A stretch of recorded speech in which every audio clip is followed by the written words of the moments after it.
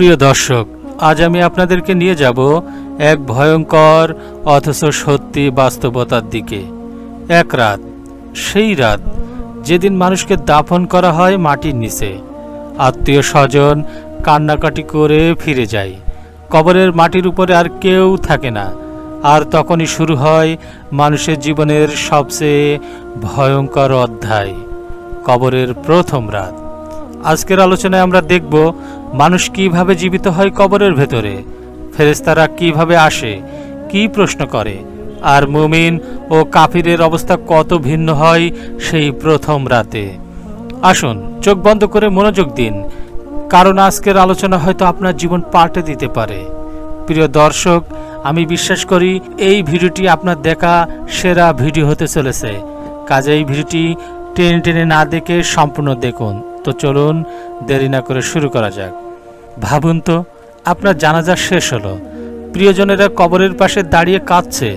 কেউ আপনার নাম ধরে ডাকছে, আম্মু, আব্বু, ভাই, বোন ইত্যাদি ইত্যাদি। তারপর সবাই চলে গেল, মাটি সমান করে দিল, উপরে ফুলের পাপড়ি রাখলো, আর আপনি তখন একা। সেই মুহূর্তে আপনার চোখ খুলে গেল, হ্যাঁ, কবরে মানুষ জীবিত হয়।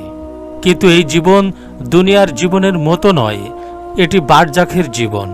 রাসূলুল্লাহ সাল্লাল্লাহু আলাইহি ওয়াসাল্লাম বলেছেন, কবর হচ্ছে জান্নাতের বাগান সময়ের একটি বাগান, অথবা জাহান্নামের খাদ সময়ের একটি খাদ। তিরমিজি। কবরের প্রথম রাতেই শুরু হয় সেই বাগান কিংবা সেই খাদ। আপনি কি ভেবে দেখেছেন আপনার জন্য কবর কি অপেক্ষা করছে? মাটির অন্ধকার, নিস্তব্ধতা, হঠাৎ প্রবল আওয়াজ। দুজন ফেরেশতা কবরে মাটি ফুঁড়ে ভেতরে প্রবেশ করলো। তাদের রূপ ভয়ঙ্কর, চোখ জলজল করছে, কণ্ঠস্বর বজ্রের মতো। তাদের নাম মুনকার ও নাকির। তারা আপনাকে বসিয়ে দেবে। আপনার দেহ তখন শক্তিহীন, কিন্তু বসিয়ে দেওয়া হবে জোর করে। তখন তারা তিনটি প্রশ্ন করবে, তোমার রব কে, তোমার দিন কি, তোমার কাছে প্রেরিত মানুষটি কে? হ্যাঁ প্রিয় শ্রোতা, এই প্রশ্ন নির্ধারণ করবে আপনার কবরের ভবিষ্যৎ। একজন মুমিন যে আল্লাহর পথে জীবন কাটিয়েছে, সে সাহসের সাথে উত্তর দেবে, আমার রব আল্লাহ, আমার দিন ইসলাম, আর আমার নবী মুহাম্মদ সাল্লাল্লাহু আলাইহি ওয়াসাল্লাম। ফেরেশতারা তখন বলবে, তুমি সত্য বলেছ। তারপর স্বর্গের দরজা খুলে যাবে, সুবাসিত বাতাস ভেসে আসবে। একজন সাদা পোশাকধারী এসে বলবে, আমি তোমার নেক আমল, আমি তোমার সাথে থাকব কিয়ামত পর্যন্ত। তার কবর জান্নাতের বাগানের মতো প্রশস্ত হয়ে যাবে।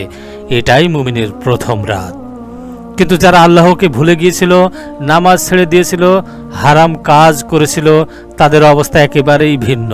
ফেরেশতারা যখন প্রশ্ন করবে, সে বলবে, হা, আমি জানি না, মানুষ যা বলতো তাই বলতাম। তখন ফেরেশতারা বলবে, তুমি মিথ্যা বলেছ।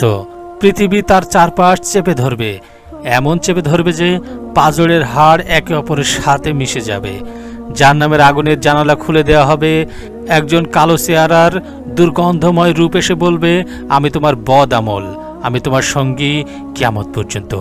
কবর অন্ধকার, সংকীর্ণ, ভয়ঙ্কর। এটাই হবে পাপীর প্রথম রাত। প্রিয় শ্রোতা, আপনি নিজে ভালোভাবে খাচ্ছেন, হাসছেন, ঘুমাচ্ছেন, কিন্তু একদিন আপনাকেও মাটির নিচে শোয়ানো হবে। তখন আপনার সন্তান, আপনার স্ত্রী, আপনার বন্ধু কেউ সাথে থাকবে না, শুধু আপনার আমল থাকবে। ভেবে দেখুন, আজ যদি আপনাকে দাফন করা হয়, আপনি কোনো উত্তর দিতে পারবেন? আপনার কবর প্রশস্ত হবে নাকি আঁটোসাঁটো হবে? আপনার সঙ্গী হবে সুবাসিত আমল নাকি দুর্গন্ধময় পাপ? রাসূলুল্লাহ সাল্লাল্লাহু আলাইহি ওয়াসাল্লাম কবরের আযাব থেকে আশ্রয় চাইতেন। তিনি নামাজ শেষে দোয়া করতেন, হে আল্লাহ, আমাকে কবরের শাস্তি থেকে রক্ষা করুন।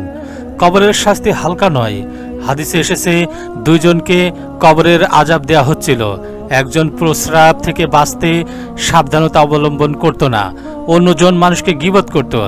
এত ছোট ছোট কারণে মানুষ কবরের শাস্তি পেতে পারে। তাহলে আমরা যারা বড় বড় গুনাহ করি, আমাদের কি অবস্থা হবে?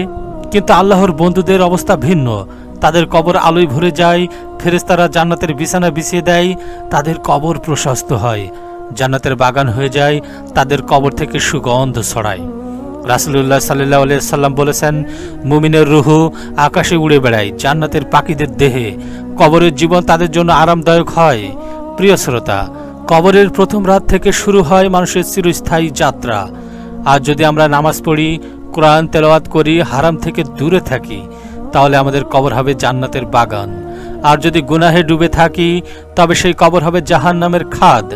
আসুন আমরা সবাই দোয়া করি, হে আল্লাহ, আমাদের কবরকে জান্নাতের বাগান বানিয়ে দিন। কবরের প্রথম রাতকে আমাদের জন্য শান্তিময় করুন, আমাদেরকে নেক আমল করার তৌফিক দিন। আল্লাহ আমাদের সবাইকে কবরের ভয় থেকে মুক্তি দান করুন। আমিন।